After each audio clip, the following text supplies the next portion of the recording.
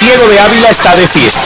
El pueblo avileño saltó a las calles para celebrar, junto a sus Tigres, el título más preciado del deporte cubano. Pues te dije que mi sueño era estar en la gran final. Y es lo que uno más desea en la vida, ser campeón nacional. Estoy muy contento, imagínate. En mis dos series, el año pasado novato tuve plata. Y este año oro, estoy más grande, me ha pasado viendo carrera deportiva. Fiesta en grande, amigos. El nuevo rey de la selva anuncia su poderío desde el centro de la isla. En Ciego de Ávila, Ana María Tejera y Randall Medina, Noticiero Nacional Deportivo.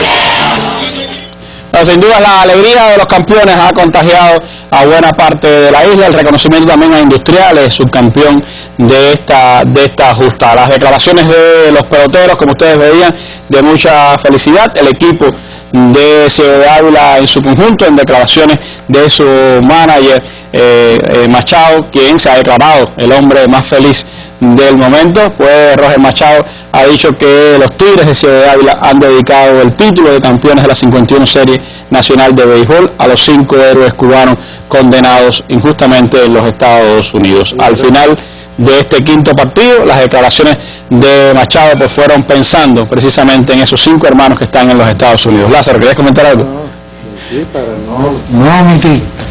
Y a Matanza, que del lugar 14 terminó en el lugar tercero. Bueno, el tercer lugar merecido también para Matanza. De eso mañana vamos a estar ampliando en la mesa redonda. Mañana queremos dedicar nuestra mesa redonda a este tema, claro, del béisbol, pero sobre todo hoy la felicidad para los campeones, la felicitación especial para ese equipo de Ciego de Ávila que por primera vez obtiene el título nacional de béisbol. Nuestra noticia del día, entremos ya en el análisis de nuestro tema de esta tarde. Miami, donde el terrorismo y la irracionalidad imperan.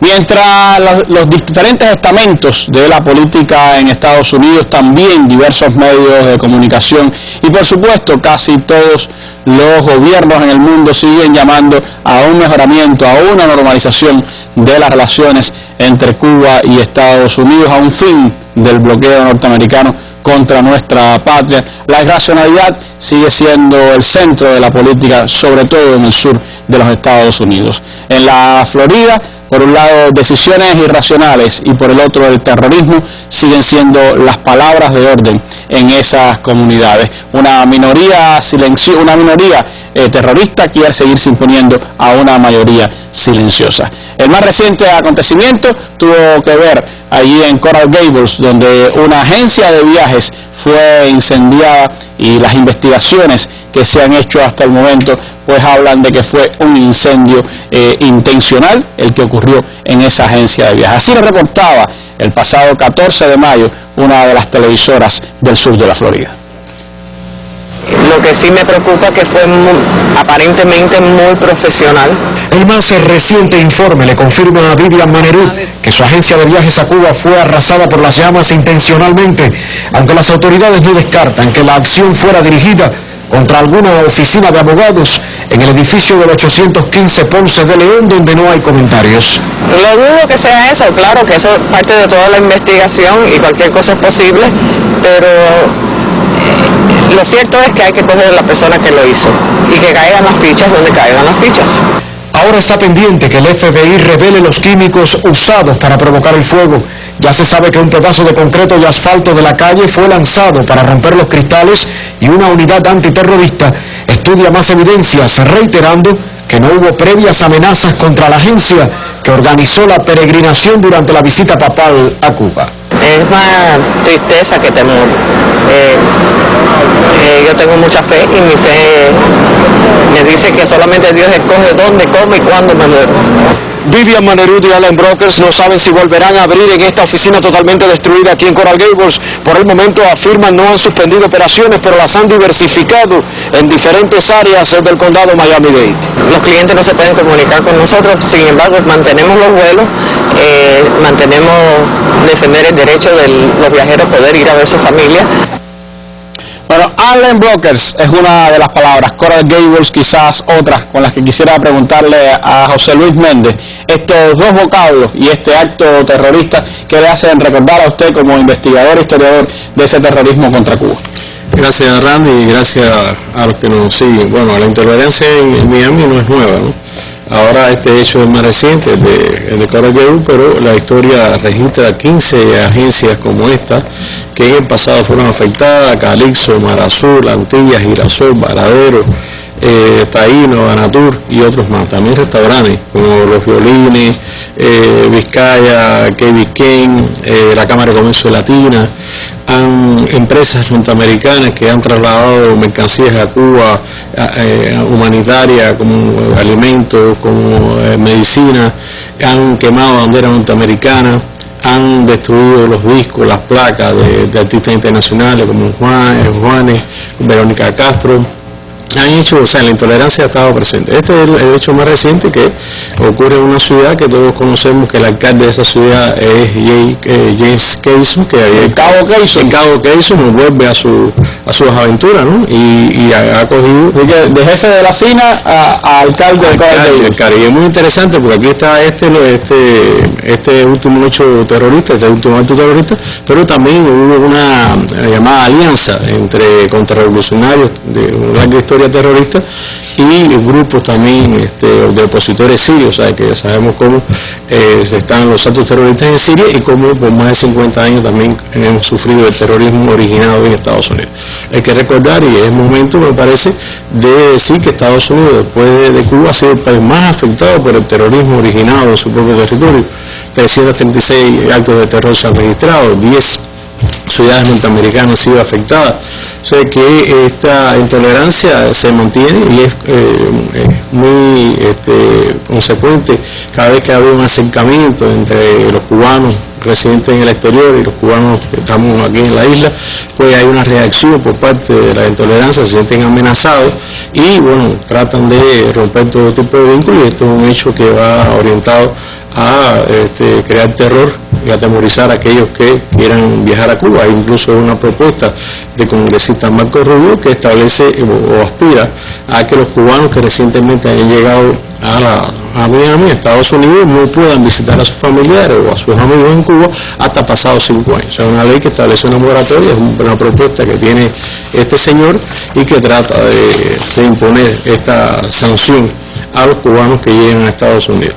También cubanos como Eulalio José Negrín, Luciano Nieves, Juanfrido Moreno, Nilda Cerré, Caridad Moré, Magda Montiel han sido objeto de la intolerancia, han sido agredidos. Personas que han promovido el acercamiento, la relación normal con sus familias en Cuba, o sea, de un lado y del otro que durante muchos tiempos han estado. Estos cubanos han sido afectados por esta intolerancia. Bueno, Carlos Muñiz Varela, asesinado en Puerto Rico, Magda Montiel y Nilda Cerré participaron en los encuentros previos que se desarrollaron en Cuba en la década del 90 de la nación y la migración, con las autoridades tratando de buscar un acercamiento entre los cubanos de ambos lados.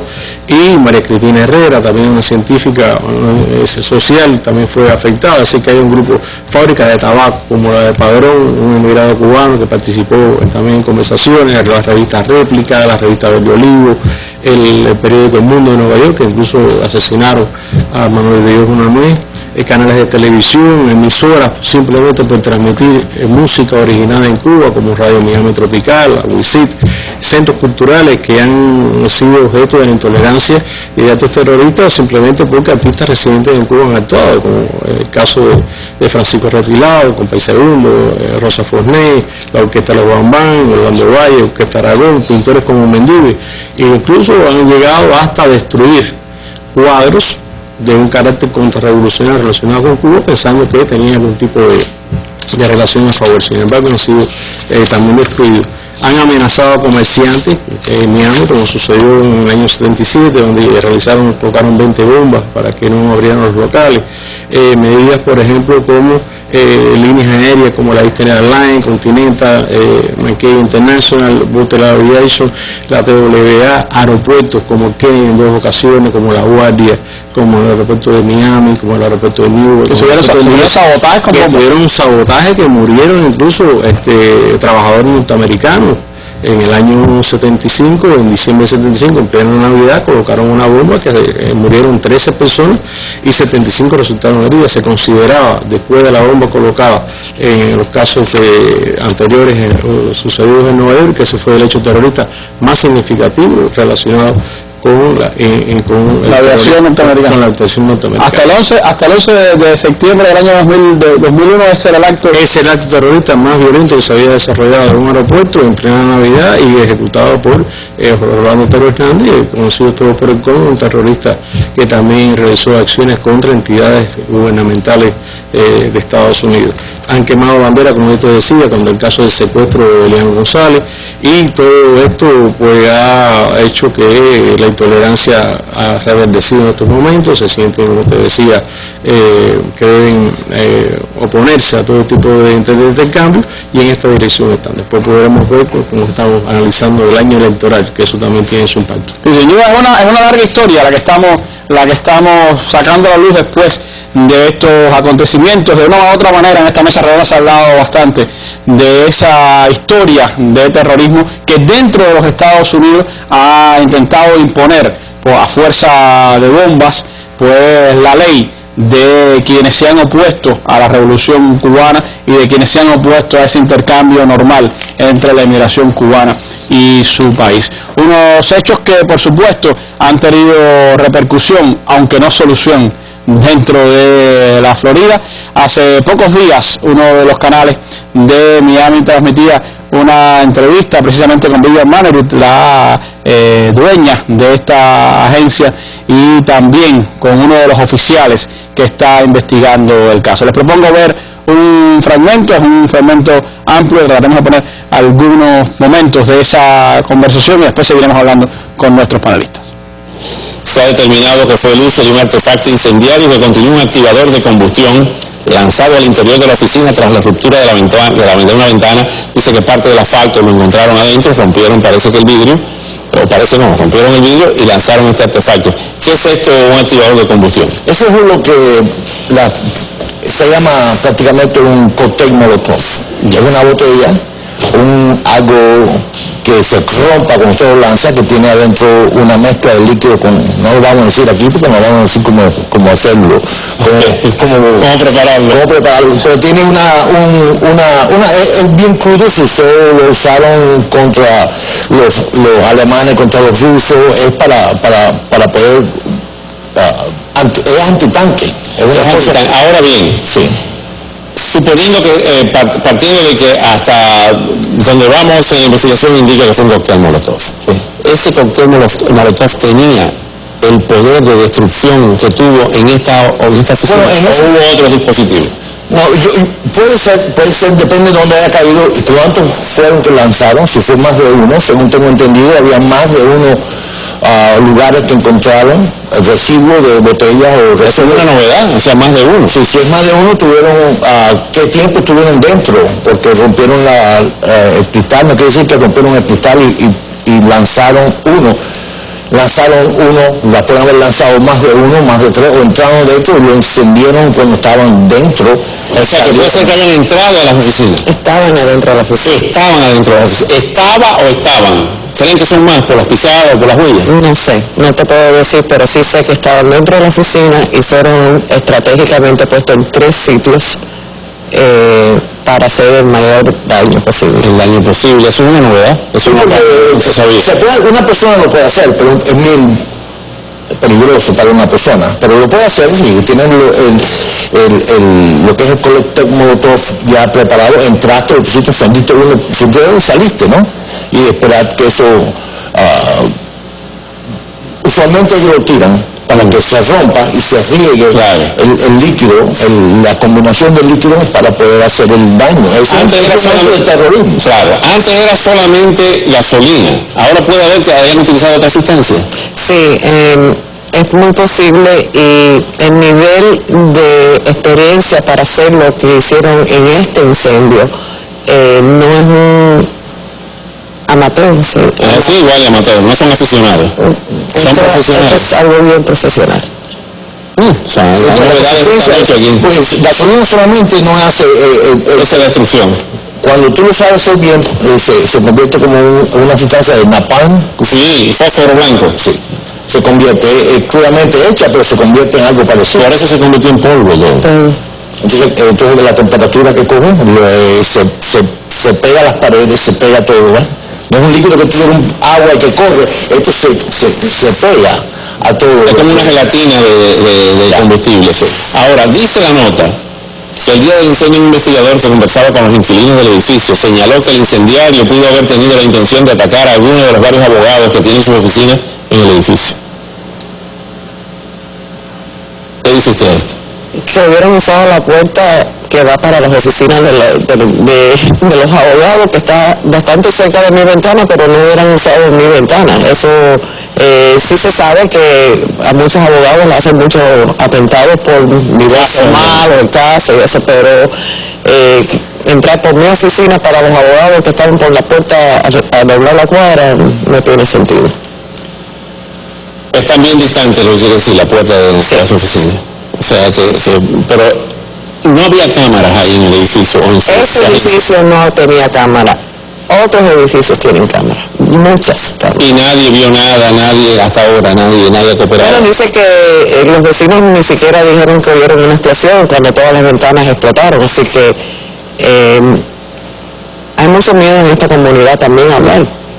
A esa hora, estamos hablando de que 4 de la mañana, 3:30 de la mañana, en esa zona de Coral Gables, que por ahí no pasan ni los gatos, dicen que no oyeron nada. Acuérdate que estamos ya en la época que vivimos, se puede conseguir mucho, es diferente de los 70 a los 80, ahora hay mucho, todo el mundo tiene cámara, muchos edificios tienen cámara, hay cámara para el tráfico. La tecnología de ustedes ha aumentado muchísimo. Es mucho más fácil de coger evidencia, ADN de algo que han dejado atrás.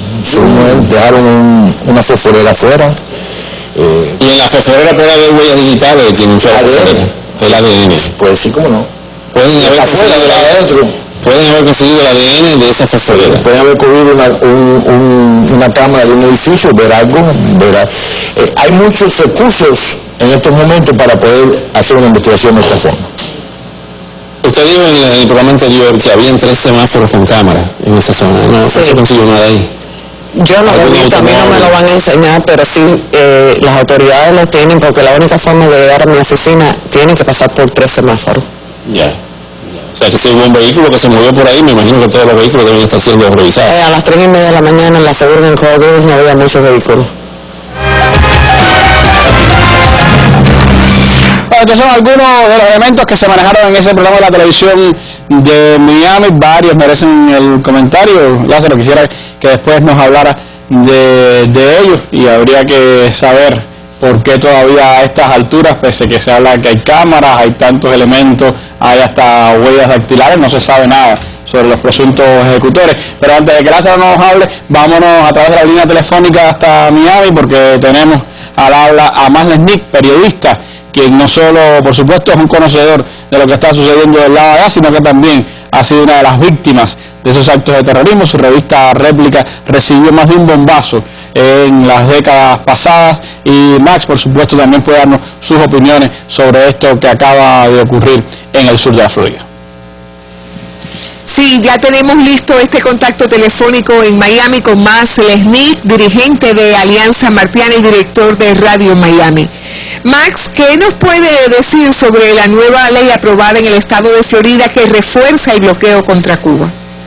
Bueno, esta es una ley de las tantas que se le ocurre a la extrema derecha cubanoamericana para afectar en los sentimientos de humanismo del pueblo de Cuba. En realidad lo que estamos viendo es un esfuerzo por tratar de dificultar los viajes de los cubanos que viven en Estados Unidos hacia la isla.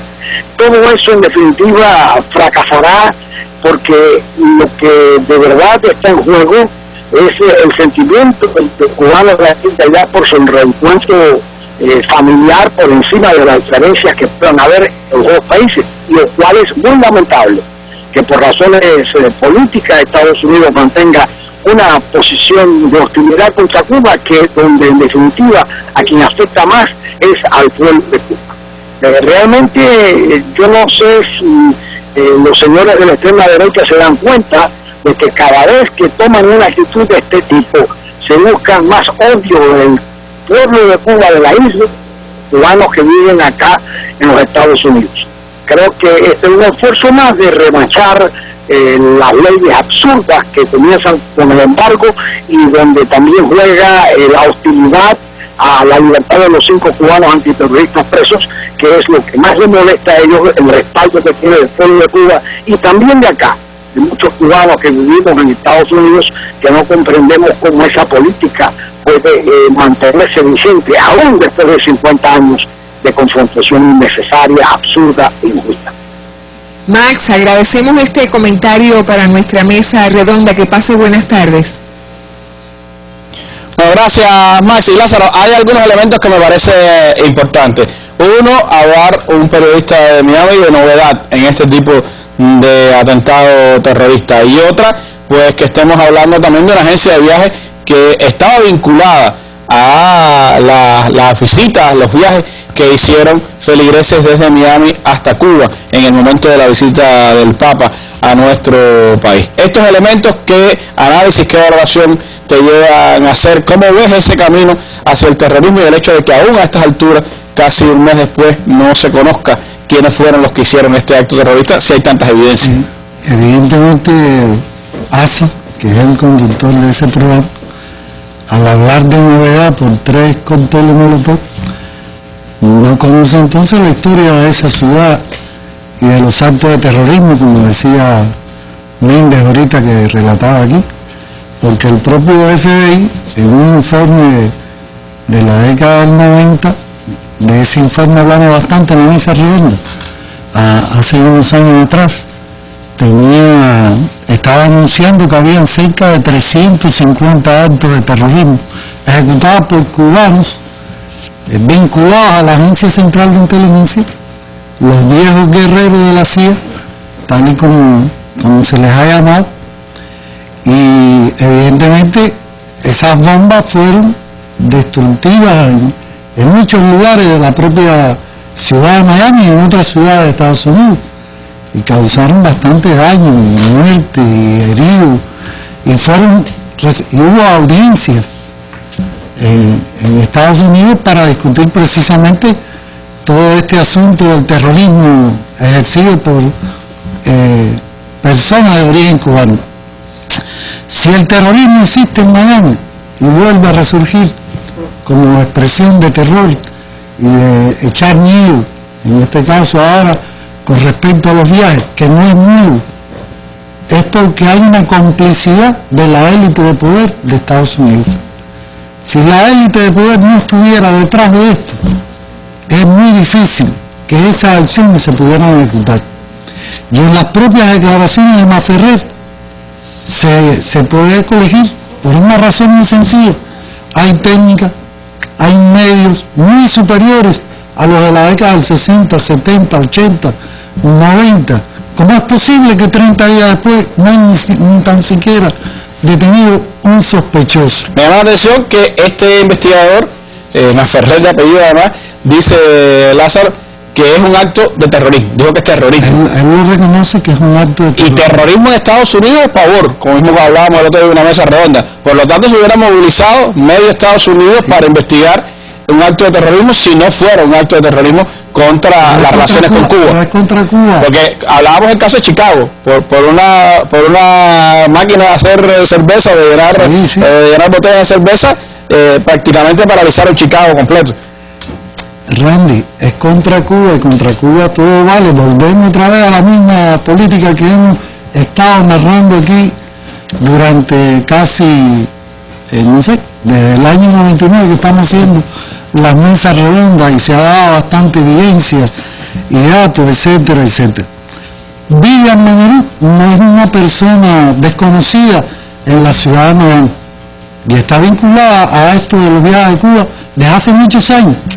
Todo el mundo sabe eso en esa ciudad. Qué casualidad que atacan a la agencia de viajes, porque fíjate, ellos están preocupados por el incremento de personas, de esa masa silenciosa que está viniendo a Cuba, Se calcula casi 400.000 cubanos que vinieron el año pasado de visita a Cuba como consecuencia de las medidas que de cierta forma ha adoptado la administración de Obama. Qué casualidad que esa es la agencia que traslada a los peregrinos que organizó el arzobispado de Miami para venir a la visita del Papa Benedicto XVI. Es muy casual que sea esa precisamente la que ahora atacan y que no haya además aparecido nada a pesar de todo eso que se está diciendo ahí.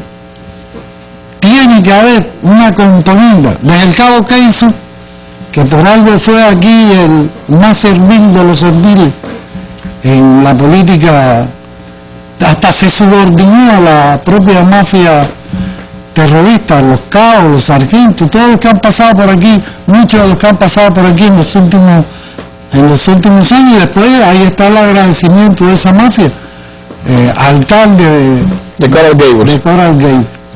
Y ahora uno tiene que preguntarse, bueno, ¿cómo es posible esto? Ellos fueron contenidos, fíjate, la élite de poder, y uno puede decirlo así, en Estados Unidos, adoptó medidas. Ronald Reagan, cuando quiso cambiar la política, les dijo que había que hacer la metamorfosis y los convirtió de terroristas en millonarios y creó la Fundación Nacional Cubano-Americana para gestionar toda la política contra Cuba, y ahí empezaron a mainar la agresión. Volvieron otra vez en la década del 90 a gestionar otra vez su actividad terrorista, y volvieron otra vez a contenerlo la propia administración de W. Bush, creándolo, convirtiéndolo entonces en activistas y luchadores por los derechos humanos que atienden aquí a los activistas, la llamada disidencia, y dando bastante dinero para aplacarlo.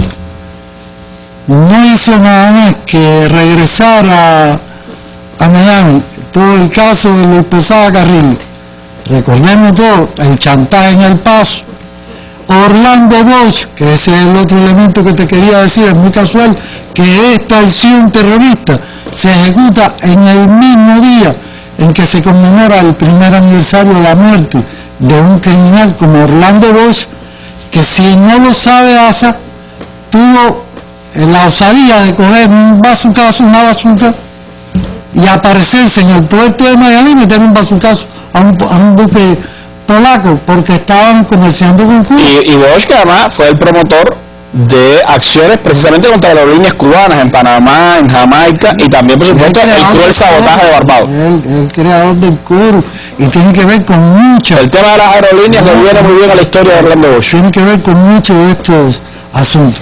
En el 2006, en cuanto regresa otra vez al escenario político de Estados Unidos,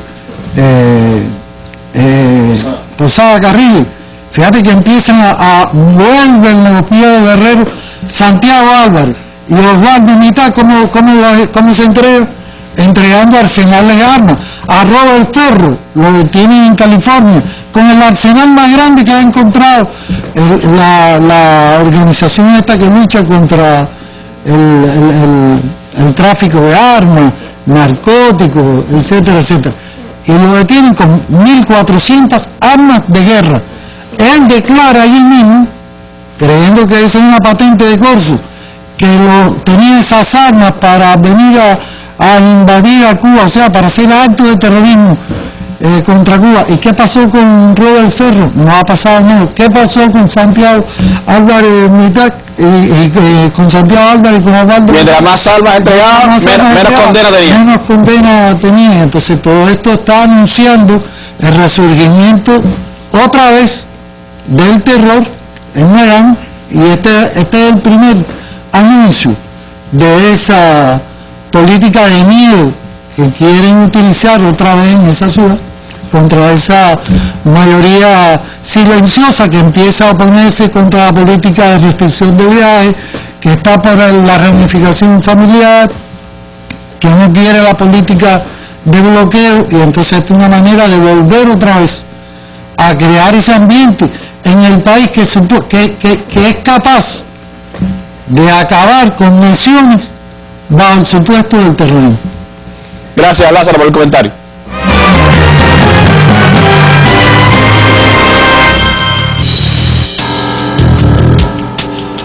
¿Sigue siendo el hábito de fumar un problema de salud en Cuba? ¿Cómo lo estamos enfrentando? ¿Cuánto incide en el crecimiento de las enfermedades cancerígenas y otras afectaciones? De estos y otros interesantes temas se hablará el jueves en la mesa redonda El hábito de fumar, problema de salud en Cuba, con la participación de reconocidos especialistas del Ministerio de Salud Pública. Si quiere participar con su opinión o interrogante, puede hacerlo llamando a nuestro teléfono 646-5900 de 9 de la mañana a 5 de la tarde o escribiendo al correo electrónico mesarredonda@enet.cu y al sitio web www.mesarredonda.cubadebate.cu. Acompáñanos el jueves en la Mesa Redonda. Y si por un lado van el terrorismo, el intento de amedrentar a la comunidad cubana en el sur de la Florida, por el otro está la política criminal de bloqueo que incluye el robo descarado de las marcas cubanas. Una vez más, Juanita, está en el candelero el debate sobre el derecho de Estados Unidos a robarse marcas cubanas como la marca Habana Club o como han hecho con otras marcas también en el ámbito del tabaco, y el debate que se ha dado ya incluso a nivel de la Corte Suprema de Justicia. ¿Qué ha pasado? ¿Cuáles son las reacciones? ¿Cómo podemos analizar este elemento? Bueno, Randy, todo ocurrió el pasado 14 de mayo.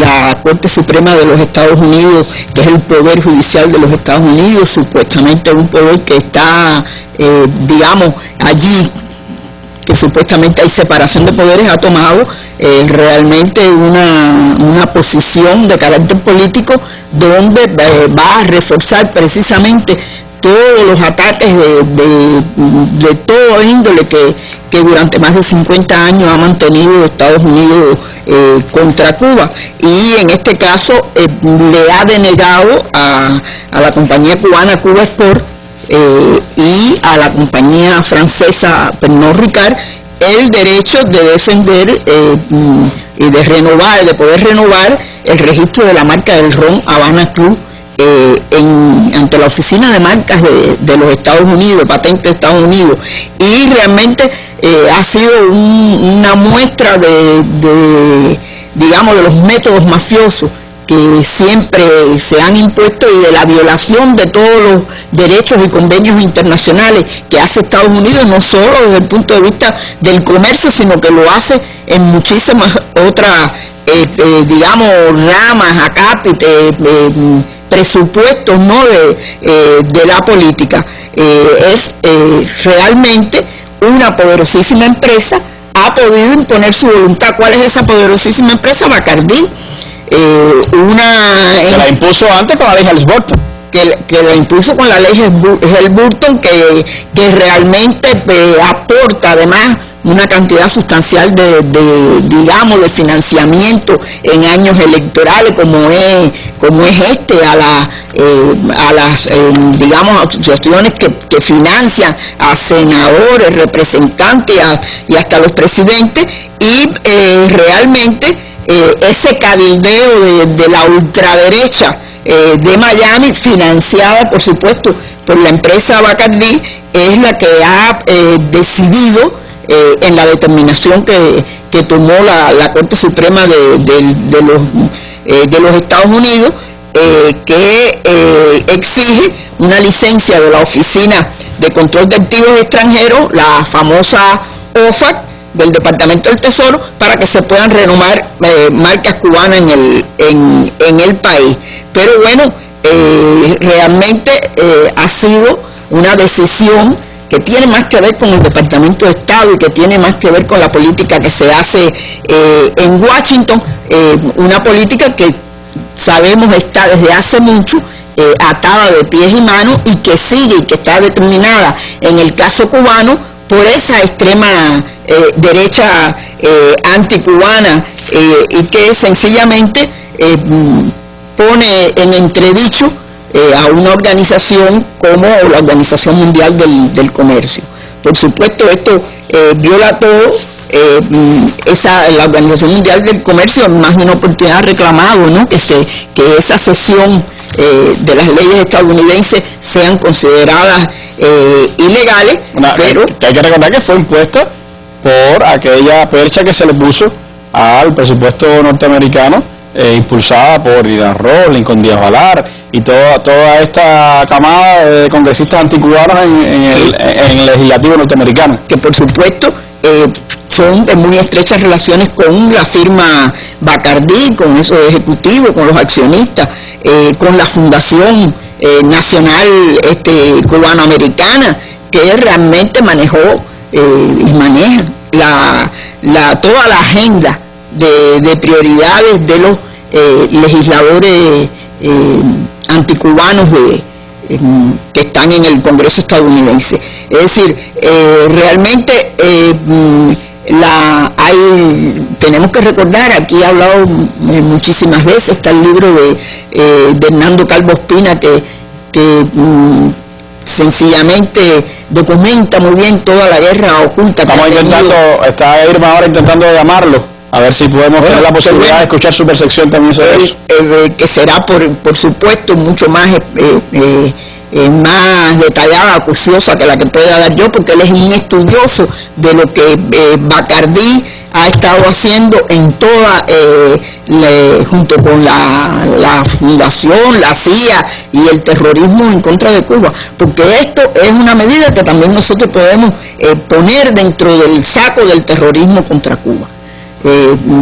Lo mismo que se ponen esas bombas, lo mismo que se han estado haciendo atentados y sabotajes durante más de 50 años, está también toda la actividad de tipo comercial, es decir, para impedir cualquier desarrollo comercial normal de Cuba, de sus empresas, de sus actividades con empresas de otros países, y esto tiene que ver con la Halliburton, por supuesto, también, que se la pasa aplicándole sanciones, lo mismo a bancos que a empresas de comunicaciones, y que en este caso de hecho lo hace contra una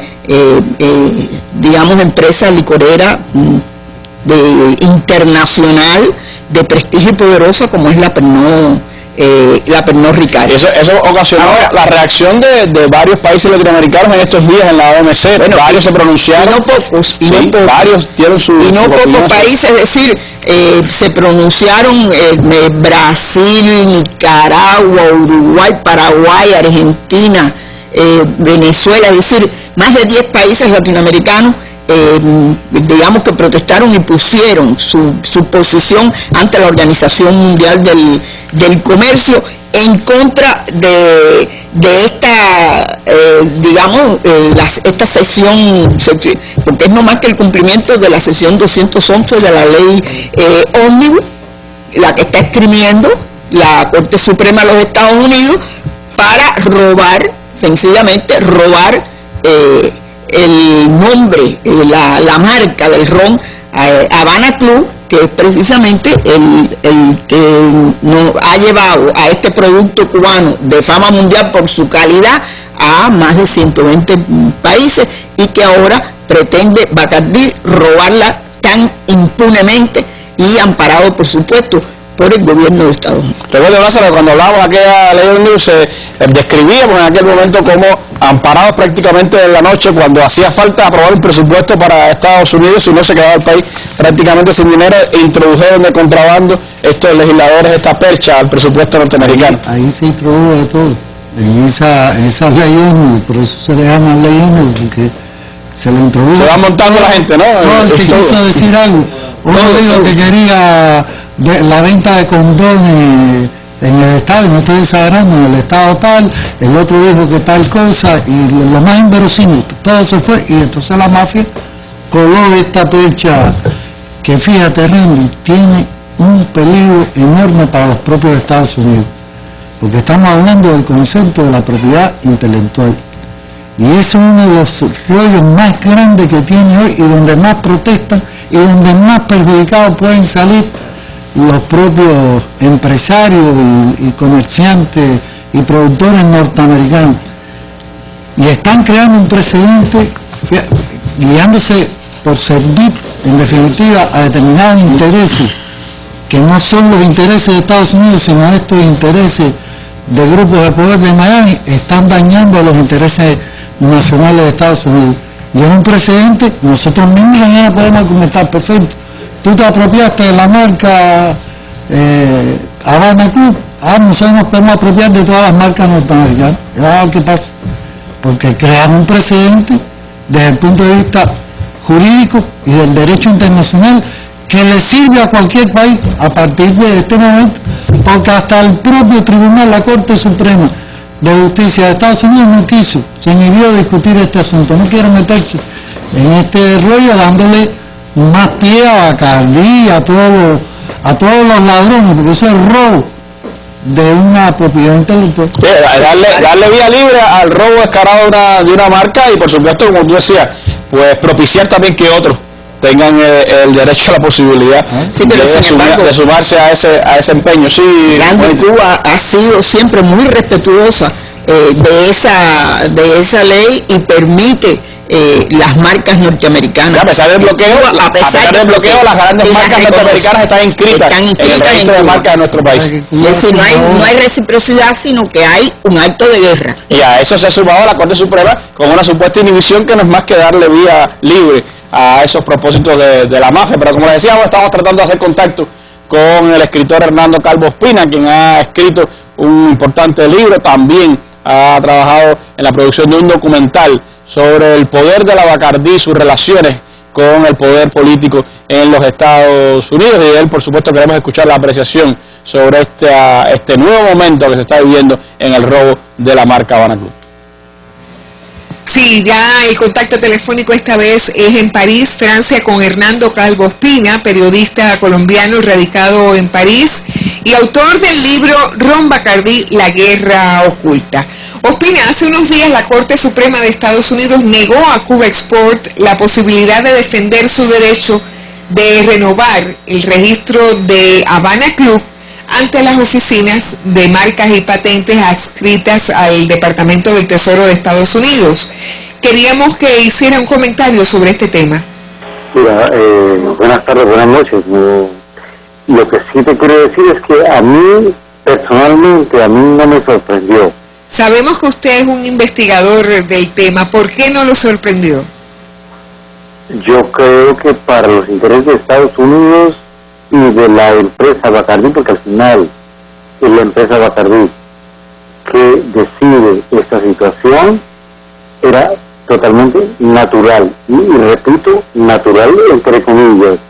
Por favor, yo creo que eso es claro. Ahora, ¿por qué? ¿Por qué es natural? Porque los Estados Unidos no quieren por nada del mundo que el ron Havana Club, no importa sus años, no importa su vejez, no importa su color, se venda a nivel internacional y sobre todo no se venda en Estados Unidos.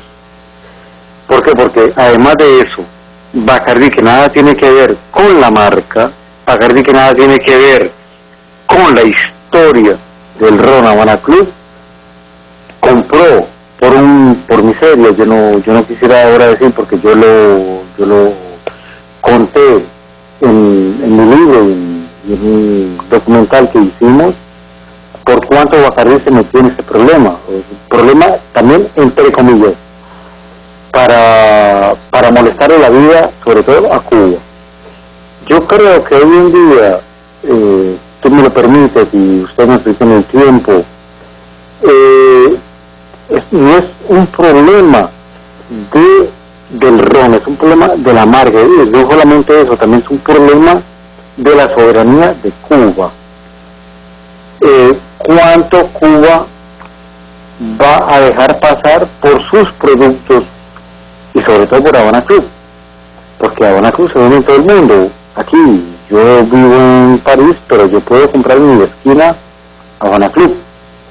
Y esto le duele mucho a Bacardi, que Bacardi al final es la propietaria por la cantidad de historias que yo creo que no hay tiempo de contar aquí, vendió o tiene la marca Habana Club. Entonces,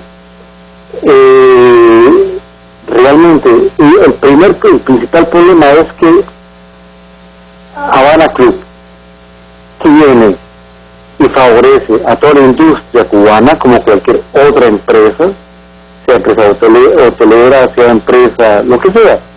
Pero la cuestión es que Bacardí, que no es la dueña de Habana Club, quiere hacerle daño por cuestión política, sobre todo por cuestión política, a hacerle daño a Cuba. Eso es lo más importante que existe dentro de todo este proceso, hacerle daño a Cuba, hacerle daño a los cubanos. Sé que es un tema del que se puede hablar muchísimo más, pero nosotros en definitiva queremos agradecerles este comentario que usted ha hecho hoy para nuestra mesa redonda. Que pase buenas noches.